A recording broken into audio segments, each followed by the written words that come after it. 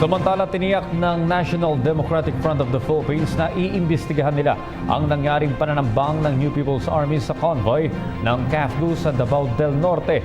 Ayon sa tagapagsalita ng NDFP Peace Panel na si Fidel Agcawili, nakipag-ugnayan na sila sa Chief Negotiator ng pamahalaan na si Silvestre Bello III hinggil sa naturang pag-atake. Anya, sinabi nila kay Bello na aalamin nila ang lahat ng detalye.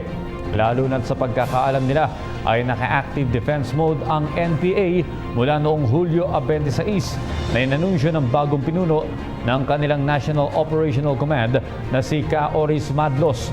Ayon kay Agcawili, ito ang unang nilang hakbang matapos ideklara ni Pangulong Rodrigo Duterte ang tigil putukan at bilang paghahanda na rin sa unilateral ceasefire na idideklara ng CPP at NDFP.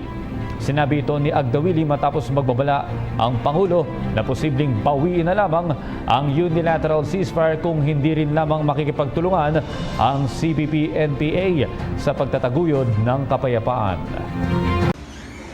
Ako po si Cathy San Gabriel. Subscribe na sa PTV YouTube channel. I-click lang po ang subscribe button.